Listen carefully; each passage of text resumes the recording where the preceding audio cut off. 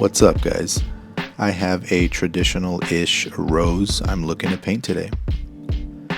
I've already traced the design onto the sheet with a red Prismacolor pencil to not only keep it light, but to avoid using an eraser since that could damage the paper. These are the designs I did.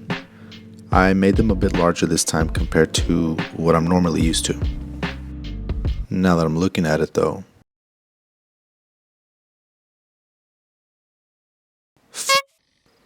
it's late, it's raining, I'm tired, cold. I think I'll do it tomorrow.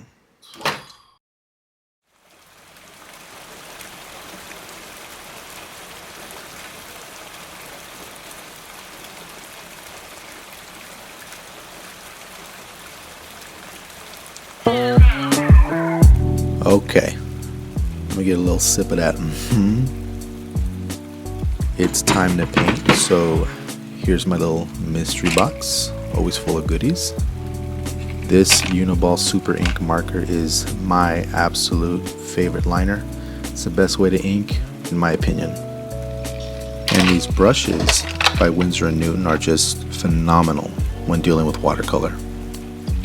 And I have a big boy one for coffee, as you'll see later.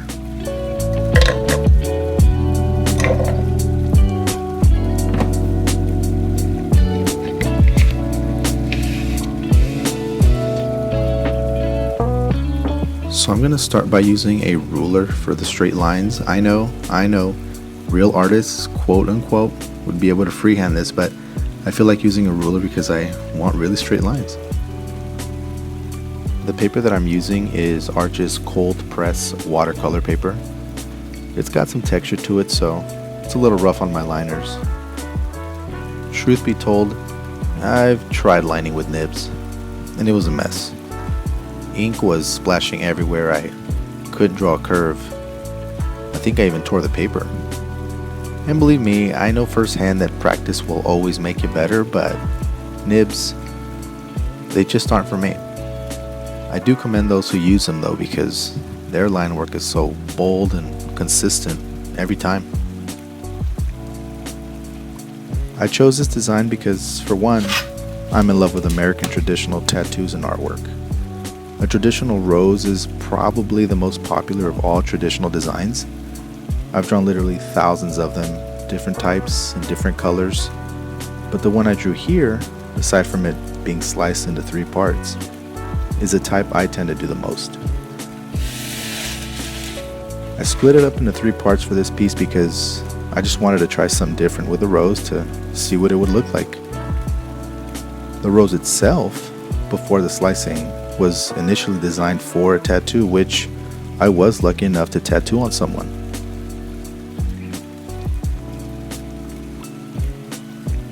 The line work is what will always take the most time for me. I need to work slow and careful, being intentional every time the liner touches the paper.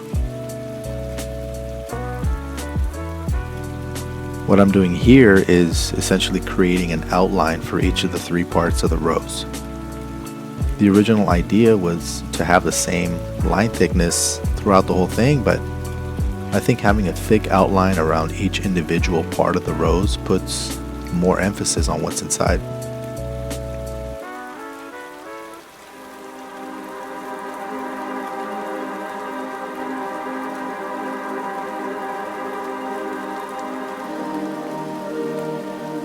I've only recently begun to add borders to my designs, but they're equally important.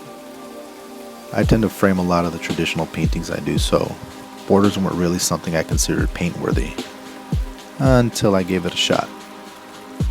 Couple that with the actual frame I place these paintings in, I could almost fool someone and make them think I'm an actual artist.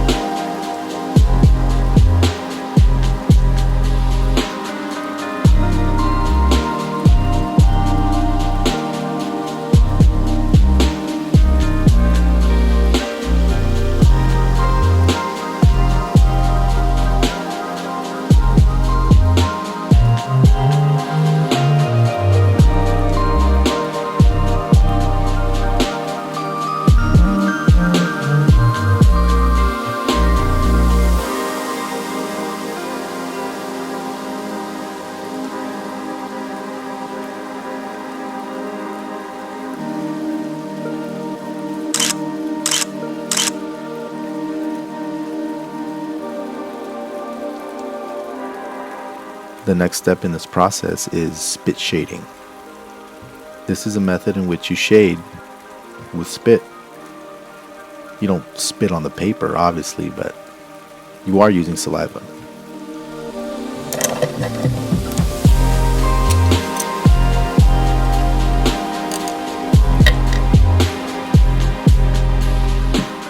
Since everything from this point on involves brushwork, it's time to grab my ink and pigments.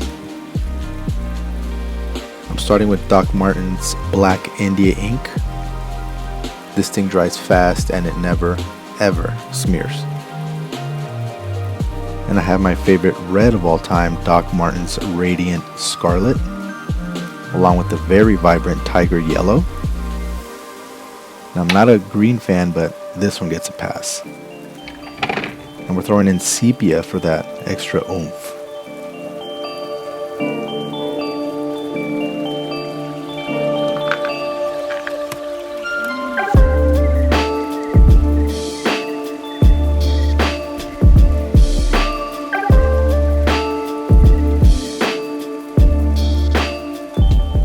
Now, if you're wondering about that saliva I mentioned earlier and how it's used to shade, just stick a brush in your mouth.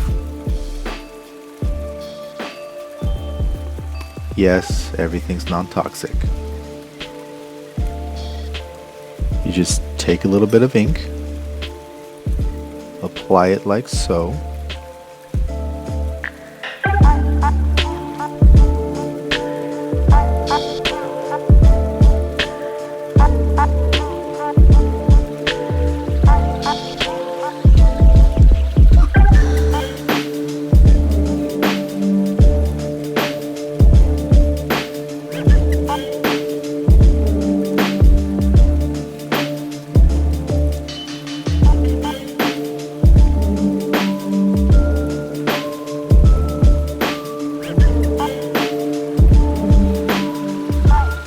I've seen some artists use colored pencils or even alcohol markers to shade. I've done it myself, but I prefer this method since it gives the effect of a gradual fade the best. And if you're wondering if all this saliva is leaving the painting full of germs and it's gross and it's not sanitary, well, you're correct. Obviously, you need to keep the work area clean and sanitized before and after if you're doing this. Also, don't just hand the painting to someone else when it's done, especially if it isn't fully dry. Frame it, behind glass of course.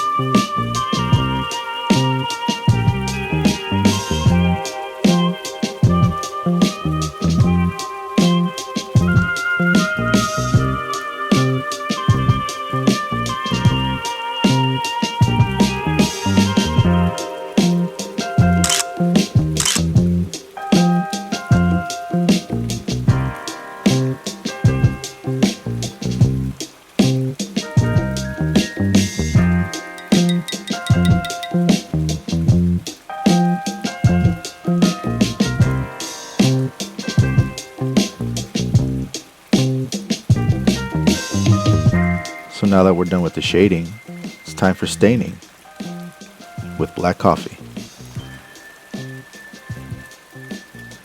This big boy here can hold a lot of coffee, making it perfect for this. Because coffee's acidic, one day it'll eat through this paper. Till then though, it's going to give the design a distinct look.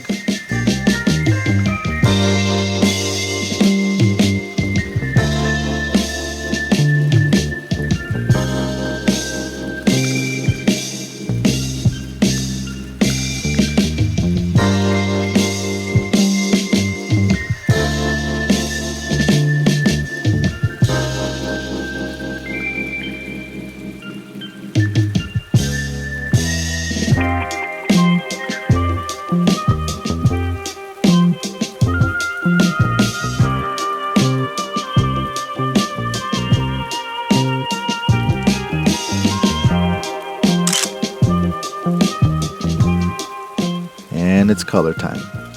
I'm going to start with the Tiger Yellow.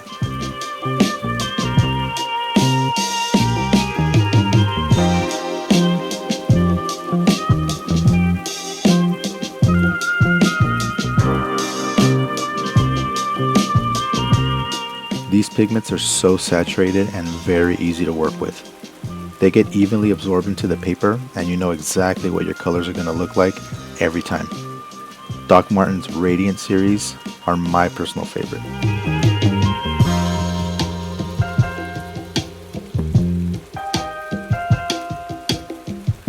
And now that the yellow's done, it's time to lay down the darker colors. This is a part of the process I usually feel regret or joy.